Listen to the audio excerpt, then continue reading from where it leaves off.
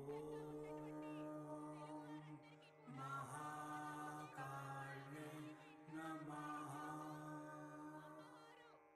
ఓం మహా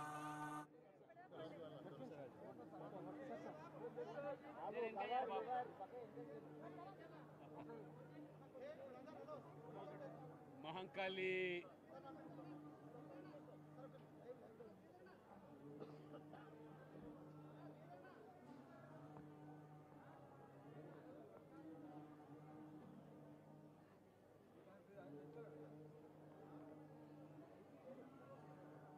okay okay అమ్మా.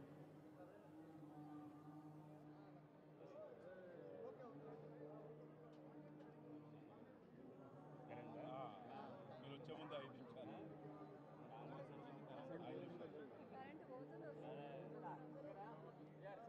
Okay. తెలంగాణలో బోనాల పండగ ఒక ప్రత్యేకత సంతరించుకున్నది. తెలంగాణ సంస్కృతి సాంప్రదాయాలకు అనుగుణంగా జరుపుకునేటువంటి బోనాల పండుగ ఈ తెలంగాణ ప్రజలకు చెందుతుంది. మహంకాళి ఉజ్జయిన మందిరం ఏదైతే ఇక్కడ 200 సంవత్సరాల కింద స్థాపింపబడ్డదో ఒక గొప్ప చరిత్ర. ఆనాడు హైదరాబాద్ భాగ్యనగరంలో మశూచి కలరా వ్యాప్తి చెంది అక్కడ ప్రజలు పడుతున్నటువంటి బాధలను గమనించి భక్తులు ఉజ్జయిని మందిరం నుంచి మహంకాళి అమ్మవారిని తీసుకొచ్చి స్థాపించి ఆ రకంగా ఆ యొక్క అంటువ్యాధులకు మరి స్వస్తి పలకడం జరిగింది. ఆ అమ్మవారి మహిమ గ్రహించి ప్రతి ఏటా బోనాల పండుగ సందర్భంగా జరిగేటువంటి ఈ యొక్క ఉత్సవాలు మొత్తం ఇవాళ దేశంలోనే ఒక ప్రత్యేకత సంతరించుకుంది. దేశవ్యాప్తంగా కూడా ఇవాళ బోనాలు పండుగ జరుగుతున్నదంటే భక్తులను వాళ్ళ కోరికలు తీర్చే అమ్మవారుగా ప్రఖ్యాతి చెందడం. ఈరోజు సికింద్రాబాద్లో, అదే రకంగా వచ్చే వారం హైదరాబాద్లో లాల్ దర్వాజాలో కూడా మరి ఘనంగా జరగడం, ఢిల్లీకి సైతం కూడా ఈ బోనాల పండుగ కూడా విస్తరించుకోవడం భక్తులు నిజంగా గర్వపడుతున్నారు. అదే రకంగా ప్రభుత్వం కూడా భక్తులకు సదుపాయాలన్నీ కల్పించి ప్రధానమంత్రి నరేంద్ర మోడీ గారు, అదే రకంగా హోంశాఖ మంత్రులు అమిత్ షా సైతం కూడా ఇక్కడ విచ్చేసి అమ్మవారి యొక్క దీవెనలు పొందినటువంటి ఈ యొక్క మరి మందిరం. దేశ రక్షణ మంత్రి రాజ్నాథ్ సింగ్ గారు కూడా అమ్మవారికి మొక్కులు తీర్చుకొని ఈ దేశం సుభిక్షంగా ఉండాలని, భక్తులందరూ కూడా ఆరోగ్యంగా ఉండాలని చెప్పి వారు ప్రార్థనలు జరిపారు.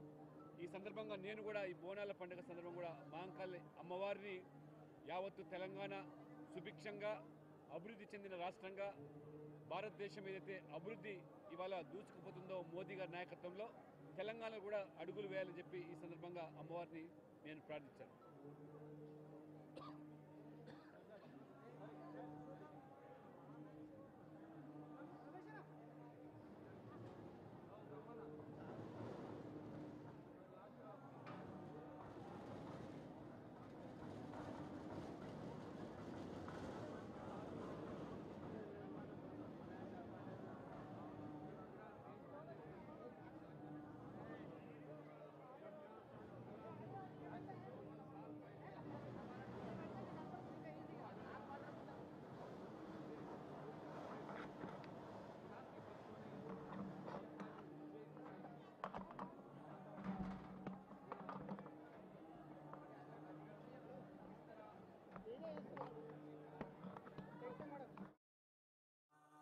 కాళే నమః.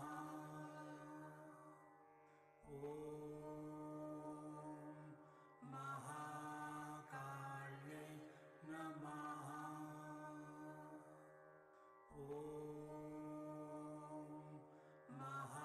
మహాకాళే నమః.